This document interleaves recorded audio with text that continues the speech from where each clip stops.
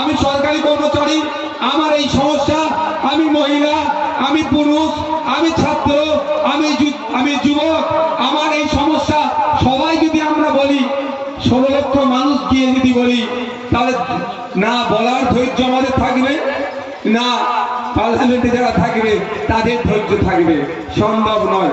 সেই জন্যই তো সারা ভারতবর্ষে 140 কোটি অধিক মানুষ আছে।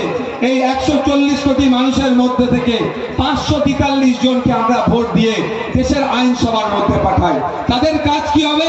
এই নির্বাচনী ক্ষেত্রের মধ্যে বালুরঘাট মানুষের যে চাওয়া পাওয়া আছে, যা অভাব অভিযোগ আছে, কৃষক থেকে শুরু করে বিভিন্ন সমাজের মানুষ থেকে শুরু করে যে সমস্ত অভিযোগগুলো আছে সেইগুলো নোট ডাউন করবে, পার্লামেন্টে গিয়ে কনসার্ন ডিপার্টমেন্টাল মিনিস্টারের মাধ্যমে সেখানে যারা ক্ষমতায় থাকবে তাদের কাছে জানানো, আর ক্ষমতাসীন দলের কাজ হবে সেটা শুনে বালুরঘাট মানুষের সমস্যাটাকে সমাধান করা।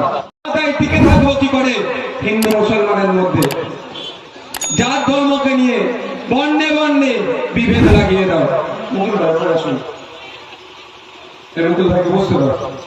বিভেদ লাগিয়ে দেওয়া, এইটা আজকে দেখছি।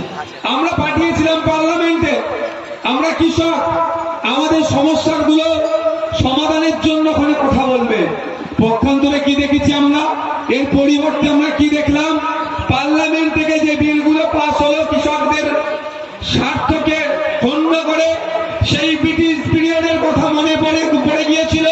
সেই নীল চাষিদের কথা, নীলকর সাহেবরা যেভাবে চাষিদেরকে গলায় টুপি টিপে ধরে চাষ করিয়ে তাদেরকে শোষণ করত, যে পার্লামেন্টের কৃষকদের বিরুদ্ধে বিল পাস হয়েছে রিসেন্ট, তার বিরুদ্ধে আমাদের যারা ভোট দিয়ে যারা পার্লামেন্টে পাঠালাম, সুকান্ত বাবুর উচিত